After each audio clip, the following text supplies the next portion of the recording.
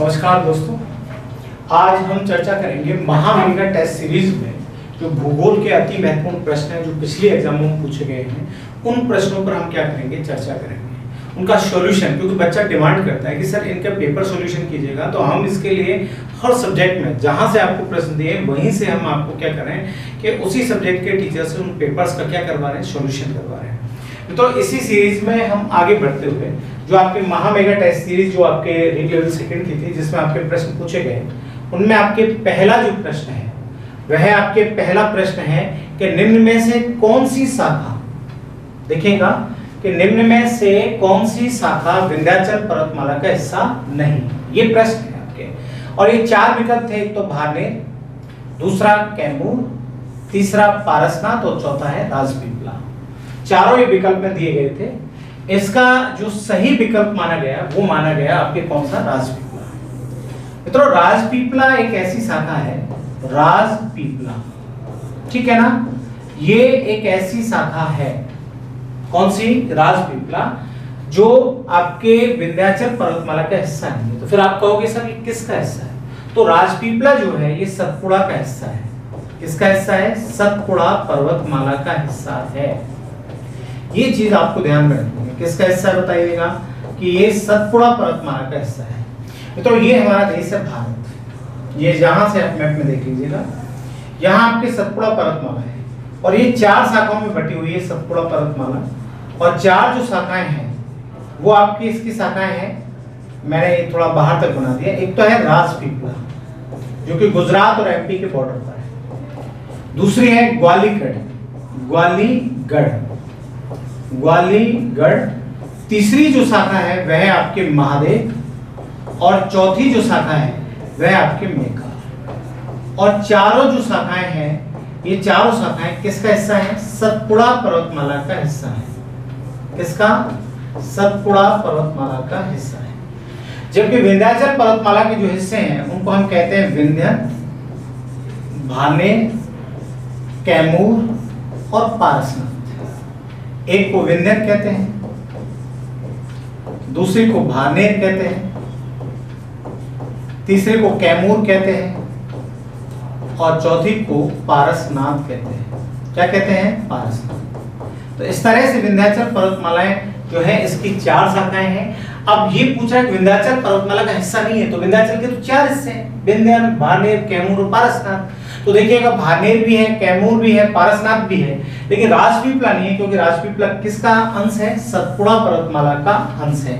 ये चीज आपको ध्यान में रखनी है कि ये सतपुड़ा पर्वतमाला के अंतर्गत आता है, और सतपुड़ा की चार शाखाएं हैं। तो राजपीपला, एक ग्वालीगढ़, एक महादेव और एक मेकाल, और मेकाल में आपके सर्वोच्च पर्वत शिखर स्थित है, ठीक है ना। और महादेव में भी सर्वोच्च पर्वत शिखर है। सतपुड़ा का वैसे धूपगढ़ी माना जाता है सर्वोच्च पर्वत शिखर, और इसके बाद अमरकंटक माना जाता है। अमरकंटक मेकाल शाखा में है, सतपुड़ा में। किसमें, सतपुड़ा में। ये चीज आप ध्यान में रखना। तो यहाँ इस क्वेश्चन का आंसर राजपीपला होगा, क्योंकि राजपीपला किसका भाग है, सतपुड़ा का भाग है, ठीक है ना। तो ये चीज आपको समझ में आ गई होगी। तो पहले प्रश्न का ये मैंने आपको डिटेल से क्या बता दिया, विकल्प बता दिया, आंसर बता दिया, एनालिटिकल स्टडी मैंने जो है वो आपको करवा दी है। तो सह्याद्री की जो पहाड़ी है वो आपके कहाँ स्थित है, वो स्थित है कहाँ पर, महाराष्ट्र में है। कहाँ पर है मित्रों, महाराष्ट्र राज्य में है। ये चीज आप ध्यान में रखना कि महाराष्ट्र में है। अब आप कहोगे कि सह्याद्री की पहाड़ी किस में स्थित है, तो देखिएगा ये आपके दक्षिण भारत का मैप है, ठीक है। और ये दक्षिण भारत का जो मैप है, यहाँ इसके दो भाग हैं। एक भाग को कहते हैं पूर्वी घाट कहते हैं, दूसरे भाग को कहते हैं पश्चिमी घाट। और इस पश्चिमी घाट में महाराष्ट्र में जो पहाड़ियां स्थित है, महाराष्ट्र राज्य में जो पहाड़ियां स्थित हैं, उन पहाड़ियों को हम कहते हैं सह्याद्री की पहाड़ी। क्या कहते हैं बताइएगा, सह्याद्री की पहाड़ी कहते हैं। और ये सह्याद्री की पहाड़ी कहाँ स्थित है, महाराष्ट्र राज्य में स्थित है, ठीक है। तो इस क्वेश्चन का सही विकल्प क्या होगा, महाराष्ट्र होगा। और सह्याद्री की पहाड़ी किस में स्थित है, तो पश्चिमी घाट में स्थित है। कहाँ स्थित है, पश्चिमी घाट में स्थित है। ये चीज आपको ध्यान में रखनी है, ये कई बार क्वेश्चन आता है। और इन पहाड़ियों का विस्तार महाराष्ट्र के अलावा कर्नाटक में भी है। महाराष्ट्र के अलावा कहाँ पर है, कर्नाटक में। कई बार पूछ लेता है बच्चे कि सर महाराष्ट्र में कोई और भी राज्य है, तो कर्नाटक और महाराष्ट्र दोनों राज्यों में आपके सह्याद्री की पहाड़ियों का क्या है, विस्तार है। ठीक है ना। दूसरी बात आप ये ध्यान में रखना कि नंबर जो थर्ड क्वेश्चन है वह आपके थर्ड प्रश्न है कि भारत में दक्षिणी पश्चिमी मानसून, कि भारत में दक्षिणी पश्चिमी मानसून और दक्षिणी पूर्वी मानसून एक दूसरे को कहां मिलते हैं। ठीक है, तो ये जो है एक दूसरे को पंजाब के मैदान में मिलते हैं। इसका सही विकल्प क्या है, पंजाब का मैदान। अब देखिएगा कि दक्षिणी पश्चिमी मानसून की उत्पत्ति या दक्षिणी पश्चिमी मानसून तो अरब सागर की ओर से आते हैं। कहां से आते हैं, अरब सागर की ओर से। भारत में जो मानसून अरब सागर की ओर से आते हैं उनको दक्षिणी पश्चिमी मानसून कहते हैं। क्या कहते हैं बताओ, दक्षिणी पश्चिमी मानसून। और जो मानसून बंगाल की खाड़ी की ओर से आते हैं, कि बंगाल की खाड़ी की ओर से आते हैं, कि खाड़ी की ओर से आते हैं, उन्हें दक्षिणी पूर्वी मानसून कहते हैं। दक्षिणी पूर्वी मानसून कहते हैं। ठीक है, और दक्षिणी पश्चिमी मानसून और दक्षिणी पूर्वी मानसून दोनों एक दूसरे को पंजाब के मैदान में आकर मिलते हैं। कहां मिलते हैं, पंजाब के मैदान में। और यहीं से ये हिमालय की तलहटी की ओर चले जाते हैं। तो जो मानसून बंगाल की खाड़ी की ओर से आए उन्हें दक्षिण पूर्वी मानसून कहा, जो अरब सागर की ओर से आए उन्हें दक्षिणी पश्चिमी मानसून कहा। अब पूछ ले कि इन दोनों की उत्पत्ति कहां से हो, भाई तो ये भी क्वेश्चन बन जाए। तो इन दोनों मानसूनों की उत्पत्ति हिंद महासागर से होती है। ये चीज आपको ध्यान में रखनी है कि इन दोनों मानसूनों की उत्पत्ति कहां से होती है, तो हिंद महासागर से होती है। तो दक्षिणी पश्चिमी मानसून और दक्षिण पूर्वी मानसून, दक्षिण पूर्वी मानसून बंगाल की खाड़ी की ओर से आते हैं, दक्षिण पश्चिमी मानसून अरब सागर की ओर से आते हैं, और दोनों मिलते कहां करें कि पंजाब के मैदान में आकर मिलते हैं और यहां से हिमालय की तलहटी में चले जाते हैं। ठीक है, और इन दोनों मानसूनों की उत्पत्ति हिंद महासागर से होती है। किससे होती है बताइएगा, हिंद महासागर से। ये ध्यान में रखना। इसलिए क्वेश्चन नंबर थर्ड का जो सही विकल्प होगा वो होगा पंजाब का मैदान। क्या विकल्प होगा, पंजाब का मैदान इसका सही विकल्प होगा। ये चीज आपको ध्यान में रखनी है। किसका, दक्षिणी पश्चिमी मानसून और दक्षिण पूर्वी मानसून का मिलन स्थल पंजाब का मैदान माना जाता है। क्लियर, ये चीज आपको ध्यान में रखनी है। सबसे पहले भारत में मानसून कहां आते हैं ये भी मैं आपको बता देता हूं। तो भारतीय राज्यों में, केवल भारतीय राज्यों की मैं बात कर रहा हूं तो केरल में आते हैं, और केरल में इनके आने की अवधि 1 से 6 जून होती है। कितनी होती है, 1 से 6 जून। ठीक है, इसलिए केरल को भारत के मानसून का प्रवेश द्वार कहते हैं। ये भी आपको ध्यान में रखना है कि केरल को भारत के मानसून का प्रवेश द्वार कहते हैं। The entrance gate of Indian monsoon. भारत के मानसून का प्रवेश द्वार किसे कहते हैं, केरल को कहते हैं। किसे कहते हैं, केरल को कहते हैं। और सबसे अधिक वर्षा देश में दक्षिणी पश्चिमी मानसून से होती है। पूछ लिया जाए कि देश में सबसे अधिक वर्षा किस मानसून से होती है, तो दक्षिणी पश्चिमी मानसून से होती है। क्लियर, ये चीज आप ध्यान रखना। ये भी आपसे पूछ लिया जाता है। कि क्वेश्चन नंबर 4 जो है वह है आपके कौन सा, कि स्थानांतरित कृषि को केरल राज्य में किस नाम से जाना जाता है। यदि ये पूछ लिया जाए कि स्थानांतरित कृषि को केरल में किस नाम से जाना जाता है, तो देखो स्थानांतरित जो कृषि होती है मित्रों, उस कृषि को हमारे देश में हम झूमिंग कहते हैं। क्या कहते हैं, स्थानांतरित कृषि को हमारे देश में झूमिंग कहते हैं। एक तो ये ध्यान में रखना। ये इंडिया का मैप है, ये देख लीजिएगा। स्थानांतरित जो कृषि होती है इसे हम आदिम निर्वहन कृषि कहते हैं। पहले तो यहां देख लीजिएगा, क्या कहते हैं, आदिम निर्वहन कृषि। ओके, किसको कहते हैं बताइएगा, स्थानांतरित कृषि। कौन लोग करते हैं, तो आदिवासी या जो जनजातियां होती हैं, आदिवासी लोग या जो जनजातियां होती हैं वो आपके स्थानांतरित कृषि करती हैं, जनजाति। ठीक है, ये जो कृषि होती है इस कृषि को असम में झूमिंग कहते हैं। तो देश में भी इसे क्या कहते हैं, झूमिंग कहते हैं। क्लियर, ये ध्यान रखना। इस कृषि को मध्य प्रदेश और छत्तीसगढ़ में, मध्य प्रदेश और छत्तीसगढ़ में इस कृषि को हम बेवर और दहिया कहते हैं। बेवर और दहिया कहते हैं। ये भी आप ध्यान रखना कि एमपी छत्तीसगढ़ में क्या कहते हैं, बेवर और दहिया। तो देखिएगा यहां तो आपके आ जाएगा एमपी और छत्तीसगढ़, ठीक है ना, कि इसे क्या कहते हैं, बेवर और दहिया कहते हैं। इसी कृषि को राजस्थान में बालरा कहते हैं। ये भी ध्यान में रखना कि राजस्थान में क्या कहते हैं, बालरा कहते हैं। और आप जानते हैं कि बालरा दो प्रकार का होता है मित्रों। बालरा कितने प्रकार का होता है, दो प्रकार का। मैं डिटेल से आपको यहाँ बता दे रहा हूँ। एक दजिया बालरा होता है और एक चिमाता होता है। दजिया बालरा तो मैदानी भागों में किया जाता है, मैदानी भागों में की जाने वाली स्थानांतरित कृषि दजिया बालरा कहलाती है। और पहाड़ी ढालों में की जाने वाली स्थानांतरित कृषि आपके चिमाता बालरा कहलाती है, जो कहाँ की जाती है, पहाड़ी ढालों में।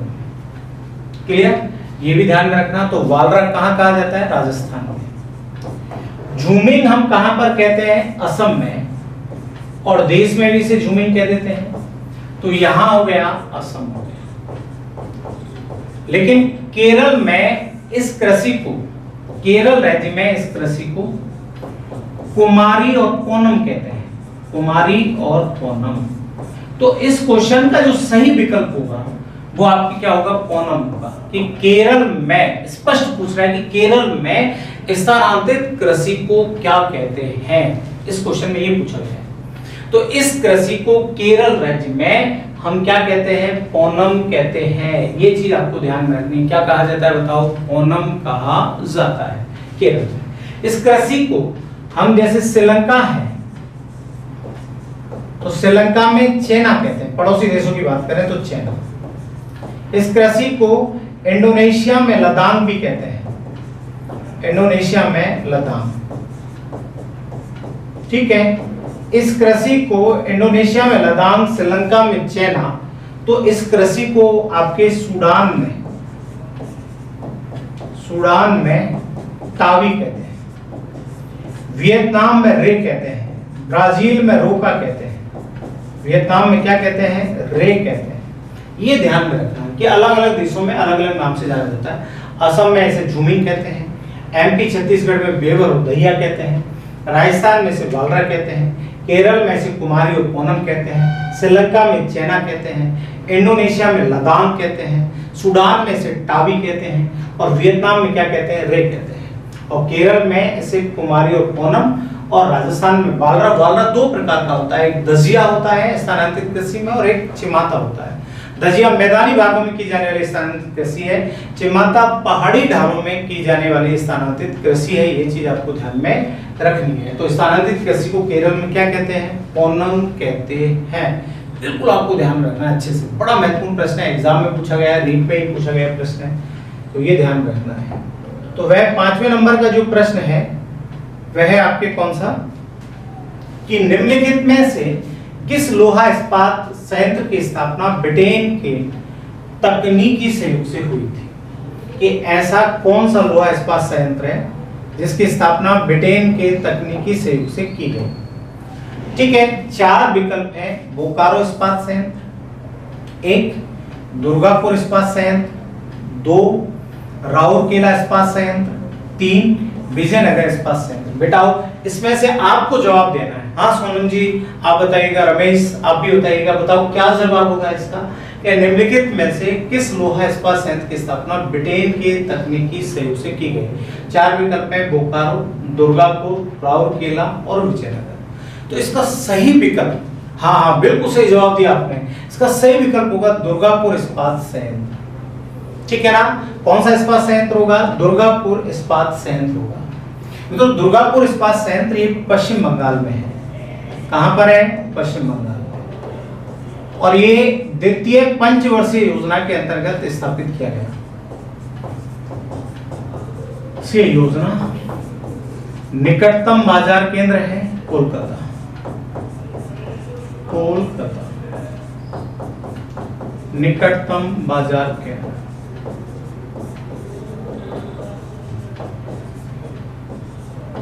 ठीक है ना, ये आपको ध्यान रखना। ठीक है, इसी समय द्वितीय पंचवर्षीय योजना में यहां तो स्थापित किया, राउरकेला में भी स्थापित किया। और राउरकेला कहां है, ओडिशा में। और ये जो राउरकेला ओडिशा में है, ये भी द्वितीय पंचवर्षीय योजना में स्थापित किया गया जर्मनी की क्रूप डेमार्क कंपनी की सहायता से। क्रूप डेमार्क कंपनी की सहायता से, क्रूप डेमार्क कंपनी की सहायता से स्थापित किया गया। ठीक है ना, स्थापित किया गया कहां? राउरकेला। इसके अलावा उड़ीसा में यहां स्थापित किया गया। इसी समय एक और लोहा इस्पात उद्योग है जो भिलाई में स्थापित किया गया, और भिलाई कहां है? छत्तीसगढ़। और ये सोवियत संघ की सहायता से स्थापित किया गया, सोवियत संघ की सहायता से स्थापित किया गया। तो ये जो क्वेश्चन है इसका सही विकल्प कौन सा हुआ? दुर्गापुर हुआ। फिर से मैं बता रहा हूं, कहां है? पश्चिम बंगाल में। कौन सी पंचवर्षीय योजना में स्थापित? द्वितीय पंचवर्षीय योजना में। और इसके निकटतम बाजार कौन सा है? कोलकाता। ओडिशा में जर्मनी की क्रूप डेमार्क कंपनी की सहायता से स्थापित किया गया। भिलाई छत्तीसगढ़ में सोवियत संघ की सहायता से स्थापित किया गया। वही बोकारो इस्पात संयंत्र जो झारखंड में स्थापित किया गया है, ये भी सोवियत संघ की सहायता से स्थापित है, सोवियत संघ की सहायता से स्थापित। ठीक है। जबकि विजयनगर जो है ये आपके कर्नाटक में है। ठीक है, ये भारत सरकार का एक बड़ा उपक्रम है जो कर्नाटक में है। तो इस क्वेश्चन का सही विकल्प कौन सा होगा? तो सही विकल्प होगा दुर्गापुर इस्पात संयंत्र। बिल्कुल सही बता रहे हो आप लोग, बहुत सही बता रहे हो कि कौन सा विकल्प सही होगा? दुर्गापुर इस्पात संयंत्र होगा। ठीक है ना। नेक्स्ट जो क्वेश्चन है, ठीक है, तो वह आपके जो नेक्स्ट क्वेश्चन है तो वह है कि हिमनद के निक्षेपण को कहा जाता है। बड़ा इंपॉर्टेंट क्वेश्चन है कि हिमनद के निक्षेपण को क्या कहा जाता है। तो ये आपको ध्यान में रखना है कि हिमनद के निक्षेपण को क्या कहा जाता है। चार विकल्प हैं: तटबंध, समुद्री गुफा, हिमौड, लोयस। तो इस क्वेश्चन का सही आंसर होगा हिमौड। बिल्कुल सही दिया आपने। हाँ, शिवशंकर जी बिल्कुल सही आंसर आपने दिया है। रामेश्वर जी आपका भी आंसर सही है, बिल्कुल हिमौड होगा। ठीक है कि हिमनद के निक्षेपण को क्या कहते हैं?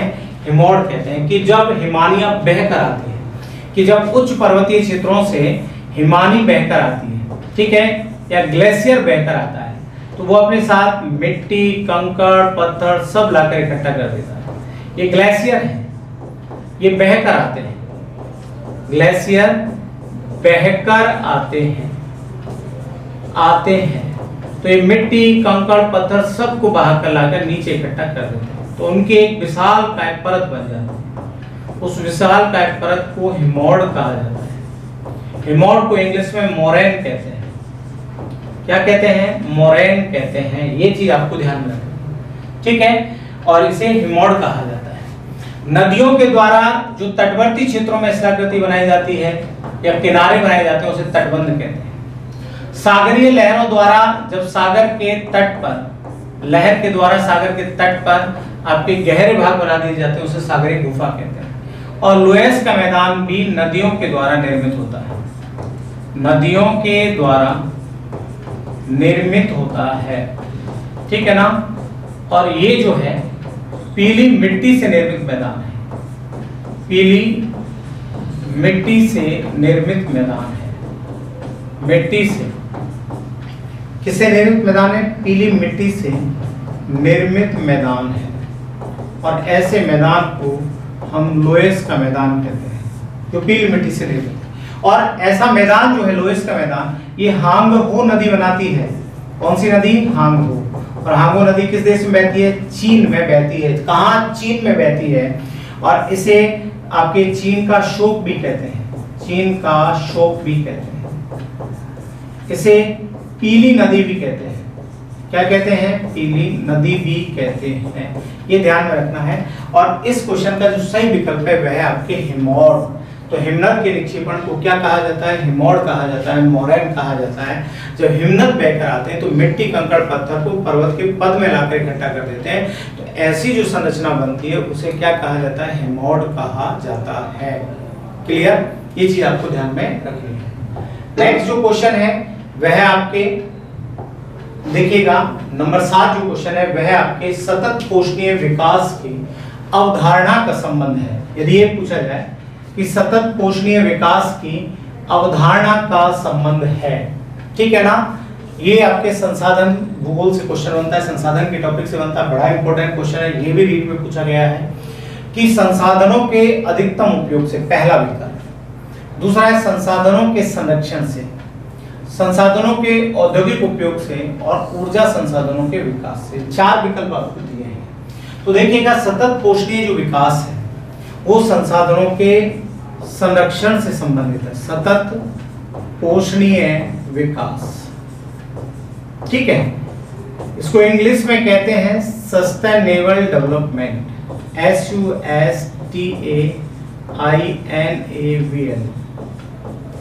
सस्टेनेबल डेवलपमेंट कहते हैं।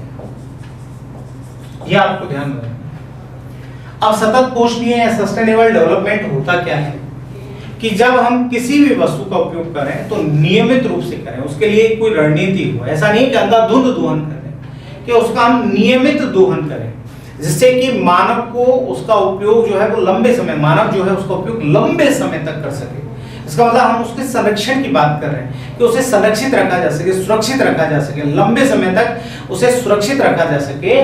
तो ऐसा जो विकास की जो अवधारणा होती है वो सतत पोषणीय विकास की अवधारणा कहलाती है। इसको क्या कहते हैं? संसाधनों के संरक्षण से। तो इस क्वेश्चन का जो सही विकल्प होगा वो क्या होगा? संसाधनों के संरक्षण से। और इसका है कि नियमित उपभोग किया जाए, रेगुलरली कंज्यूम उसे किया जाए। इसका क्या किया जाए? नियमित उपभोग किया जाए। वही आपके क्या होता है? सतत पोषणीय विकास होता है। ठीक है, तो संसाधनों के संरक्षण से है। क्लियर? ये ध्यान में रखना है। क्वेश्चन नंबर 8 जो है वह है मित्रों आपके, जो क्वेश्चन नंबर 8 है वह है कि निम्नलिखित में से कौन सा युग्म सुमेलित नहीं है। क्वेश्चन को बड़े ध्यान से आप पढ़िएगा।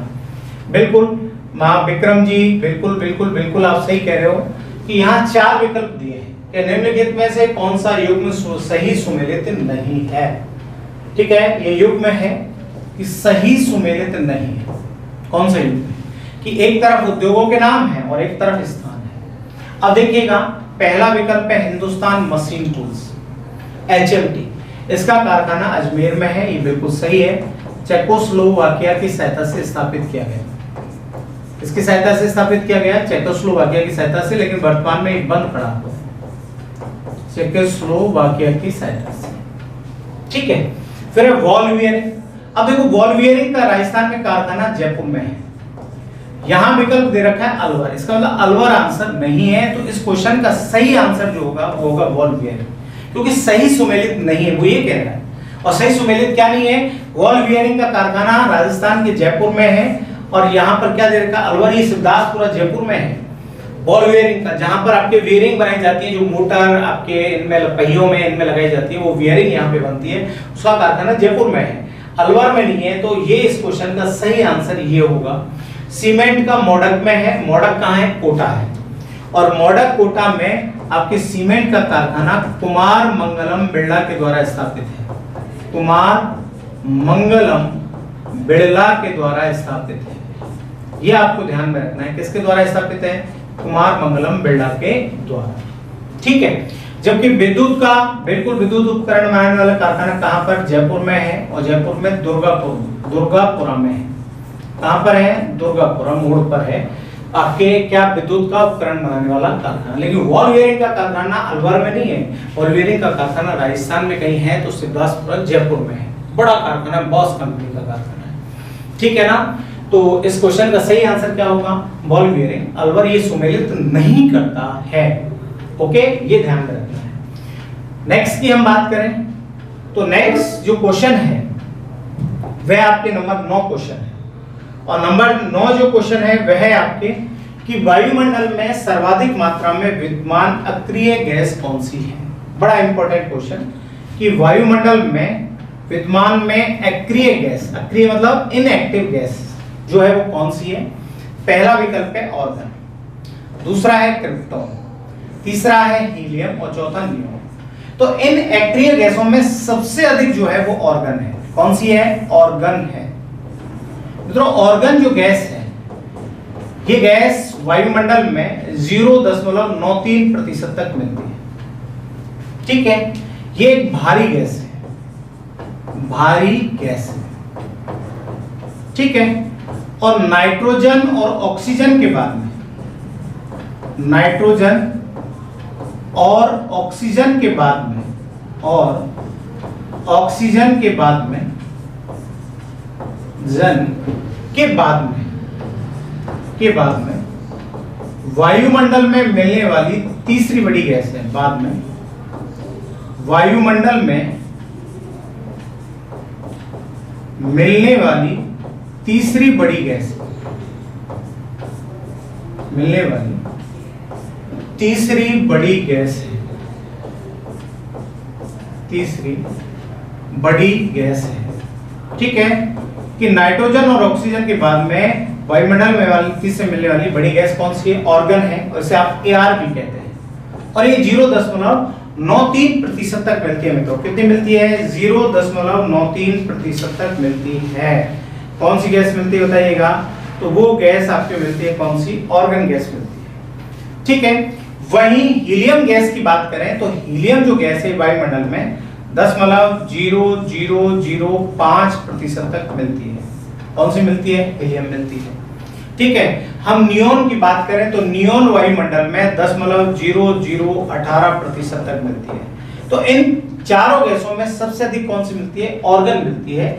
वायुमंडल की भारी गैस, ठीक है, ऑक्सीजन, नाइट्रोजन और ऑक्सीजन के बाद में वायुमंडल में मिलने वाली तीसरी बड़ी गैस है, और इस गैस का उपयोग बल्ब, ट्यूबलाइट इनमें भी किया जाता है। ये ध्यान में रखना है। तो क्वेश्चन नंबर 9 का सही आंसर ऑर्गन होगा। क्या होगा? ऑर्गन होगा। बिल्कुल सही कहा सीमा जी, आपने बहुत सही कहा कि ऑर्गन होगा। ठीक है ना? थैंक यू कमलेश जी, बहुत बहुत धन्यवाद। क्या क्वेश्चन के आप फटाफट आंसर दे रहे हो। ठीक है ना?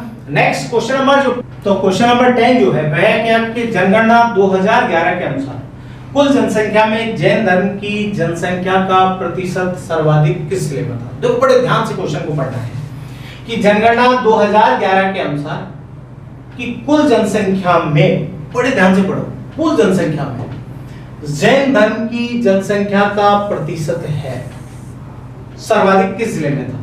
ठीक है। अब ये 4 जिले आपके विकल्प में है।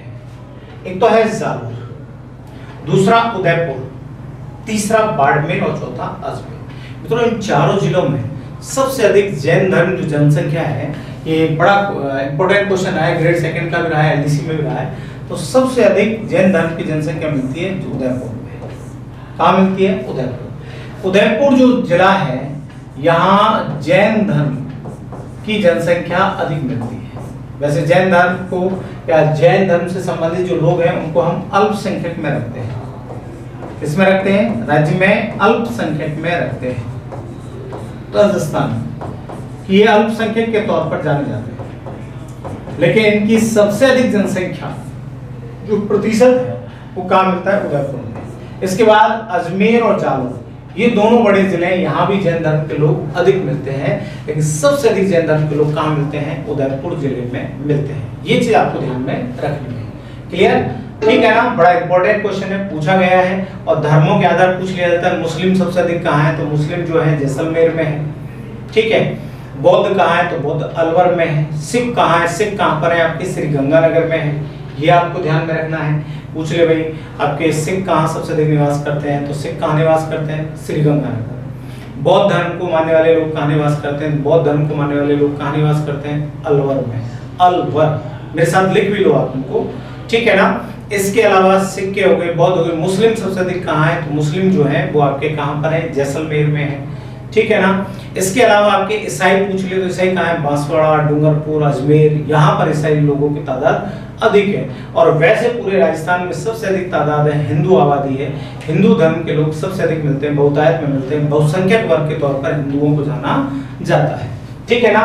तो धर्म के आधार पर भी कई बार पूछ लिया जाता है। जातिगत जनगणना पूछ ली जाती है, आजादी से पूर्व 1931, फिर 2011 में हुई है। ठीक है ना? जातिगत जनगणना जिसके आंकड़े सार्वजनिक नहीं किए गए। तो ये बहुत सारी चीजें हैं जिनको देखा, पूछ लिया जाता है क्वेश्चंस कहीं पे। कार्यशील जनसंख्या को लेकर पूछ लेते हैं। 43.6% कार्यशील जनसंख्या राजस्थान की। सबसे अधिक कार्यशील जनसंख्या वाले जिले कौन से? प्रतापगढ़, उदयपुर, ये जो हैं अधिक कार्यशील जनसंख्या वाले जिले हैं। तो वहां से भी आपके क्या आते हैं? प्रश्न आते हैं। तो इन सारी चीजों को आप मेरे साथ साथ में एक बार फिर रिटेक करके देखकर जरूर लिखना, क्योंकि यहाँ से आपके क्या आते हैं? प्रश्न आते हैं।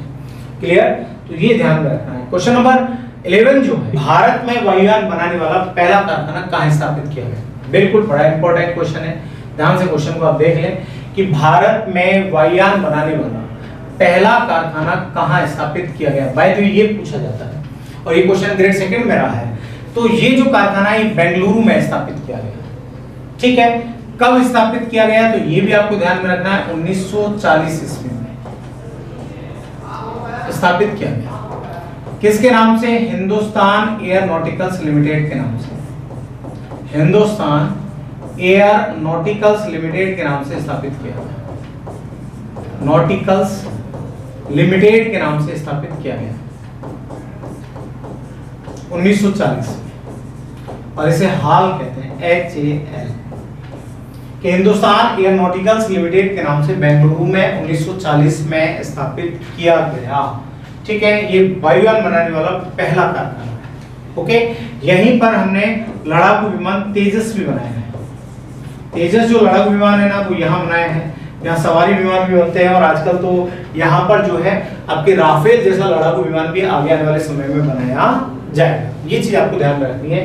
पहला कारखाना है 1940 में क्या किया गया? स्थापित किया गया। कहाँ स्थापित किया गया? हाँ बिल्कुल बिल्कुल राजेश, सही कहा आपने कि ये कहाँ स्थापित किया गया राजेश यार? बेंगलुरु में। कब? 1940 में। ग्रेड सेकंड का क्वेश्चन है, बिल्कुल आपने सही कहा सीमा जी, आपने, हाँ कमलेश जी बिल्कुल सही कहा, बिल्कुल बिल्कुल सुनीता जी, अनीता जी बिल्कुल आप सही कह रहे हैं कि ये हिंदुस्तान एयरोनॉटिकल्स लिमिटेड के नाम से बेंगलुरु कर्नाटक में 1940 में स्थापित किया गया और यहीं पर तेजस विमान बनाया गया। अरे वाह कितने इंटेलिजेंट हो गए आप सारे लोग, सही आंसर दे रहे हो आप लोग, बहुत बढ़िया आपको, ठीक है ना। अब देखो हम नेक्स्ट की बात करें तो क्वेश्चन नंबर जो 12 है, जो क्वेश्चन नंबर 12 है वह आपके कौन सा, कि देखिएगा अमेरिका और मेक्सिको की सीमा रेखा कौन सी नदी बनाती है, ठीक है ना। बड़ा इंपॉर्टेंट क्वेश्चन है, ये पूछा जाता है कई बार इंटरव्यूज में भी पूछा जाता है, एक बार तो मुझसे भी पूछा गया, आपके स्कूल लेक्चर का 2010 का जो इंटरव्यू था वहां पे एक क्वेश्चन किया गया था कि अमेरिका और मेक्सिको की सीमा रेखा कौन सी नदी बनाती है, तो इसका सही आंसर है रियो ग्रांडे, ठीक है। मतलब ये जो है आपके उत्तरी अमेरिका महाद्वीप है, ये देखिएगा ये जो मैप है ये उत्तरी अमेरिका महाद्वीप का मैप है। अब यहां जो देश है वो यूएसए है, इधर जो देश है मैक्सिको है, ठीक है। और इन दोनों देशों के बीच में आपके नदी बहती है, उस नदी का नाम है रियो ग्रांडे, रियो ग्रांडे नदी, ठीक है ना। और ये जो रियो ग्रांडे जो नदी है यहां पर आपके अमेरिका की प्राचीनतम सभ्यता का विकास हुआ है, अमेरिका की प्राचीनतम सभ्यता का विकास हुआ है, प्राचीनतम सभ्यता का विकास हुआ है, the ancient civilization of US, कि अमेरिका की प्राचीनतम सभ्यता का विकास हुआ है किस नदी के किनारे हुआ है? रियो ग्रांडे नदी के किनारे हुआ। और ये नदी जो है यूएसए और मेक्सिको की सीमा रेखा बनाती है। इस नदी के बेसिन में रेड इंडियंस लोग निवास करते हैं, बेसिन में कौन निवास करते हैं? रेड इंडियंस लोग निवास करते हैं, ये भी आपको ध्यान में रखना है, जो कि यूएसए के मूल नागरिक हैं, रेड इंडियंस यूएसए के मूल नागरिक हैं, यूएसए के क्या है? मूल नागरिक, वो यहां पर निवास करते हैं, ठीक है ना, कि यूएसए के मूल नागरिक आपके इस नदी के बेसिन में क्या करते हैं? निवास करते हैं, उनको हम क्या कहते हैं? रेड इंडियंस कहते हैं। यहीं पर अमेरिका की प्राचीनतम सभ्यता का विकास हुआ है, किस नदी के तट पर? रियो ग्रांडे नदी के तट पर। और रियो ग्रांडे नदी अमेरिका और मेक्सिको की क्या बनाती है? सीमा रेखा बनाती है, क्लियर, ये ध्यान में रखना है, ठीक है ना। नेक्स्ट क्वेश्चन नंबर जो 13 है, बिल्कुल बिल्कुल हाँ बिल्कुल ये ध्यान में रखना, बड़ा इंपॉर्टेंट क्वेश्चन था रियो ग्रांडे नदी का। अब जो प्रश्न है क्वेश्चन नंबर 13 जो है वह आपके बावल मंडे जल संधि किन बड़े जलीय भागों को जोड़ती है? देख लीजिएगा, बड़ा इंपॉर्टेंट क्वेश्चन कि ये किन जलीय भागों को जोड़ती है। बिल्कुल बिल्कुल बिल्कुल। तो मित्रों बावल मंडे जल संधि जो है इधर दे रखा है भूमध्य सागर, यहाँ पे भूमध्य सागर के साथ में जैसे अटलांटिक महासागर, ठीक है, ये थोड़ा अधूरा दिया क्वेश्चन, अटलांटिक महासागर। इधर जो है लेब्राडोर सागर के साथ में बैफिन की खाड़ी, बैफिन की खाड़ी, ये विकल्प है।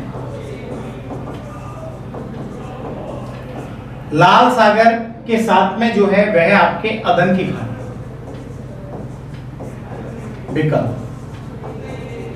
ठीक है ना, और मन्नार की खाड़ी के साथ में है आपके बंगाल की खाड़ी। तो मित्रों बावल मंडे जो जल संधि है, कौन सी जल संधि? बावल मंडे, बावल मंडे, देखो आपको दिखाई दे रहा होगा, मैंने यहां लिखा बावल मंडे जल संधि। वेरी गुड, बहुत बहुत बढ़िया, क्या शानदार आंसर दे रहे हो प्रशांत जी। और गुड यार, गुड गुड महिला जी, बिंटू महिला जी, क्या बात है, क्या बात है, ठीक है ना। तो ये जो जल संधि है बावल मंडे जल संधि, इस जल संधि को कहते हैं आंसुओं का द्वार। एक तो ये ध्यान रखना, एंट्रेंस गेट ऑफ टीयर्स, कि यहाँ आर्द्रता अधिक होती है, और इसे क्या कहा जाता है? आंसुओं का द्वार कहा जाता है, ठीक है। और ये जल संधि लाल सागर को अदन की खाड़ी से जोड़ती है। लाल सागर को किससे जोड़ती है? अदन की खाड़ी से। ये भी आपको ध्यान में रखना है कि लाल सागर से अदन की खाड़ी को जोड़ती है। ये अफ्रीका महाद्वीप का मैप है, ठीक है। इधर ये लाल सागर है, इधर ये अदन की खाड़ी है, और इनके बीच में आपके जल संधि है जिसका नाम है बावल मंडे। बावल मंडे ये जल संधि है, और ये जल संधि अदन की खाड़ी को जोड़ती है, और इस जल संधि को आंसुओं का द्वार कहते हैं, the entrance gate of tears कहते हैं। किसको? बावल मंडे जल संधि को, जो लाल सागर को अदन की खाड़ी से जोड़ती है। बड़ी इंपॉर्टेंट जानकारी मैं आपको दे रहा हूं, ये बड़ा इंपॉर्टेंट क्वेश्चन है जो पूछा जाता है। क्लियर? अब क्वेश्चन नंबर 14 जो है वह है आपके नेक्स्ट जो क्वेश्चन है 14 नंबर क्वेश्चन है, कठोर सेल परतों के निर्माण की प्रक्रिया को क्या कहते हैं? और फटाफट आंसर, क्या बात है, देखो क्वेश्चन पढ़ा नहीं हो, आंसर आप देना चालू। अरे गुड गुड यार। तो कठोर परतों की जो सेल होती है, ठीक है, उसके निर्माण की प्रक्रिया को क्या कहते हैं? चार विकल्प है। अपर्दन, बिल्कुल नहीं कहते। अपर्दन क्या होता है कि जब बलपूर्वक जल या वायु किसी वस्तु को एक स्थान से या बहाकर उड़ाकर लेकर जाती है, बलपूर्वक लेकर जाए तो वो अपर्दन होता है, एक स्थान से दूसरे स्थान पर स्थानांतरित करना। अपक्षय कि एक स्थान पर टूटना फूटना, बिल्कुल नहीं कहलाता है, ठीक है, जब टूट फूट जाएगा। जब अपर्दन और अपक्षय साथ होता है, मतलब दोनों प्रक्रियाएं साथ होती हैं, अपर्दन और अपक्षय साथ होता है, अपक्षय साथ होता है, साथ होता है, ठीक है, तो ऐसी प्रक्रिया को अनाच्छादन कहते हैं। क्या कहते हैं? अनाच्छादन। तो इसका सही आंसर होगा सिलीभवन, मतलब सिलिकेशन कहते हैं, कि चट्टानों के निर्माण की प्रक्रिया को सिलीभवन कहते हैं या सिलिकेशंस कहते हैं। ये आपको ध्यान में रखना है, ठीक है। तो इस क्वेश्चन का सही विकल्प जो होगा वो 3 नंबर होगा। हाँ बिल्कुल राजेश, सही बता रहे हो आप, क्या होगा? सिलीभवन होगा। अरे वाह, क्या इंटेलिजेंट हो, ठीक है ना, बहुत बढ़िया आंसर आपने दिया है। अब देखिएगा क्वेश्चन नंबर जो 15 है वह आपके नेक्स्ट में, क्वेश्चन नंबर 15 क्या है? तो देखिएगा भूकंप के संदर्भ में निम्नलिखित कथनों पर चर्चा कीजिए, ठीक है ना। किसके संदर्भ में? भूकंप के संदर्भ में। अब देखिए भूकंप के संदर्भ में 4 विकल्प आपको यहाँ दिए हैं कि एल तरंगे भूपटल के तल के साथ गतिमान होती है। बिल्कुल, ये पृथ्वी है तो इसके ऊपरी भाग में एल तरंगे चलती है, और एल तरंगे आप जानते हैं कि ये जिगजैग रूप से गति करती है, जिगजैग, ठीक है ना, इस तरह से गति करती है और सतह पर गति करती है, इसलिए इनको पृष्ठीय तरंग भी कहते हैं। एल तरंग को क्या कहते हैं? पृष्ठीय तरंग। तो ये विकल्प बिल्कुल सही बताया है कि एल तरंगे सतह पर क्या करती हैं? गतिमान होती है। फिर पी तरंगे जब प्रसारित होती हैं तो वे वस्तुओं को अपनी गति की दिशा के समानांतर पथ में गतिमान करती हैं, बिल्कुल अपने समानांतर पथ में एकदम समकोण की स्थिति में चलती है, झटका सा मारती है। क्लियर? ये भी सही है। एस तरंगे पिंडों को अपनी गति की दिशा के समकोणिक दिशा में गतिमान करती है, ये भी सही है। लेकिन चौथा विकल्प है एस तरंगे पदार्थों से भी प्रसारित होती हैं, तरल पदार्थों से, मतलब कि जलीय जो क्षेत्र होते हैं, सॉल्युबल होते हैं, उनसे प्रसारित होती हैं। तो इसका सही विकल्प होगा 4, कि एस तरंगे जो होती हैं ये केवल ठोस में गति करती है। केवल कहां गति करती हैं? ठोस में गति करती हैं। ध्यान से आप इसे सुन लें, तरल और जलीय क्षेत्रों में गति नहीं करती है, केवल ठोस में गति करते हैं। कौन सी तरंगे? एल तरंगे, ये ध्यान में रखना है। तो भूकंप के संदर्भ में निम्नलिखित तत्वों में से कौन सा एक सही नहीं है? एल तरंगे भूपटल के तल के साथ साथ गतिमान होती है। पी तरंगे जब प्रसारित होती है तब वे वस्तुओं को अपनी गति की दिशा के समानांतर पथ में गतिमान करती है, सही है। एस तरंगे पिंडों को अपनी गति की दिशा के समकोणिक दिशा में गतिमान करती है, ये भी सही है।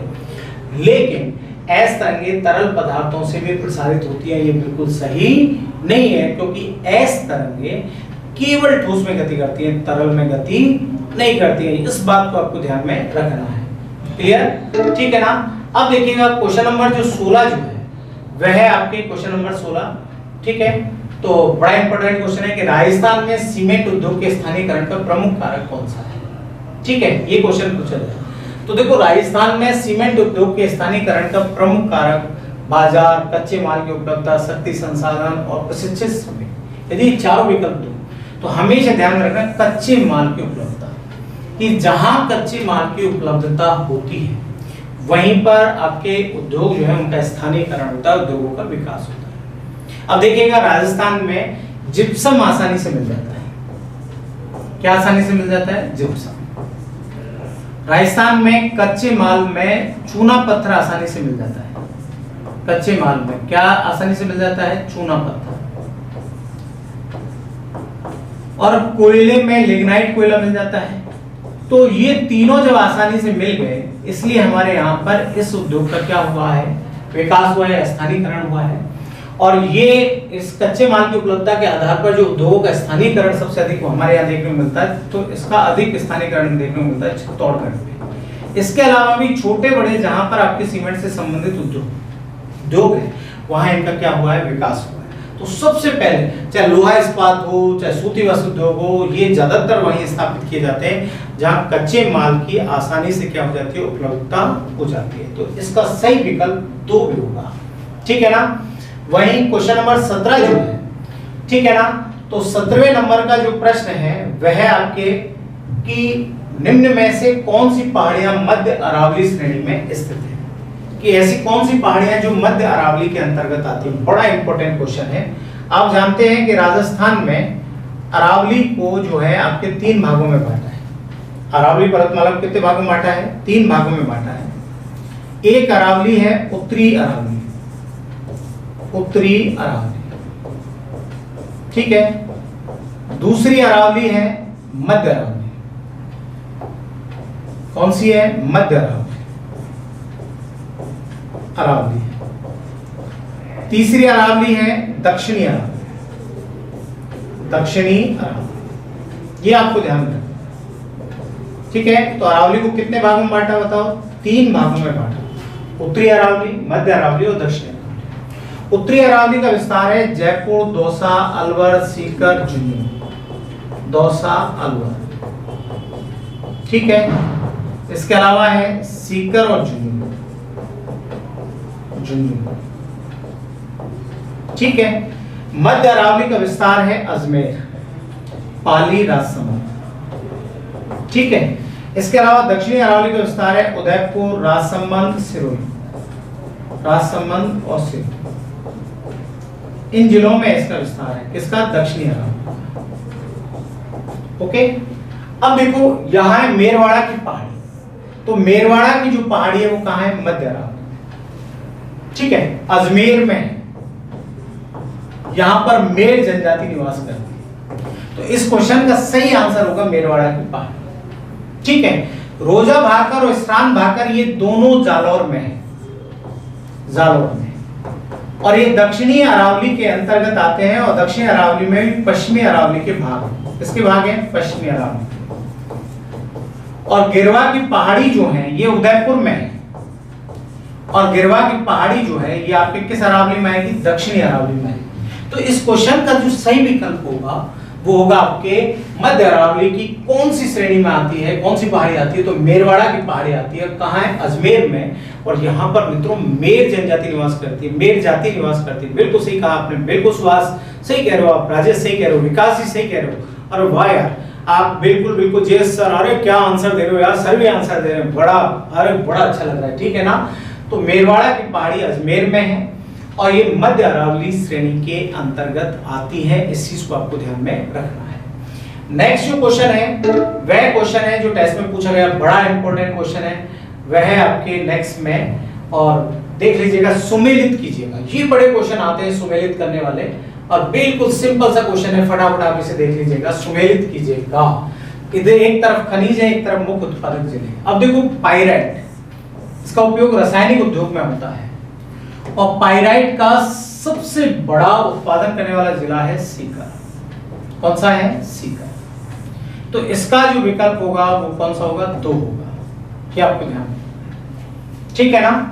बेंटोनाइट जो है ये मिलता है बाड़मेर और बीकानेर में। बेंटोनाइट कहाँ मिलता है? बाड़मेर और बीकानेर, तो 3 हो गया। अब देखिएगा यहाँ पर किस में है? 2 3, अच्छा यहाँ भी दे रखे हैं 2 3 और यहाँ भी 2 3 है। अब इन दोनों में से आंसर आएगा इसका मतलब। फिर है लिथियम, ठीक है? तो लिथियम मित्रों अजमेर में मिलता है। लिथियम कहाँ मिलता है? अजमेर, ठीक है? इसका मतलब 4 ही हो गए। तो इसका जो सही विकल्प होगा वो 1 नंबर होगा। अब बचा स्लेट पत्थर, तो स्लेट पत्थर कहाँ मिलता है? अलवर। तो देखो पाइराइट का बड़ा उत्पादक जिला कौन सा है? सीकर। सलादीपुरा में मिलता है, सीकर में, ठीक है? वेंटोनाइट कहाँ मिलता है? बाड़मेर, बीकानेर, है ना? गुड़ा, बटनो, चानेरी ऐसे स्थान है वहां पर मिलता है। लिथियम जो है ये कहाँ मिलता है? अजमेर में मिलता है, ठीक है? तो स्लेट पत्थर जो है ये कहाँ मिलता है? अलवर में मिलता है। कहां पर? अलवर, खैरतल के आसपास स्लेट पत्थर मिलता है। तो इस क्वेश्चन का सही विकल्प जो होगा वो होगा आपके ए बी सी डी में 2 3 4 1 पहला विकल्प सही होगा। ये आपको ध्यान में रखना, बड़ा इंपॉर्टेंट क्वेश्चन है।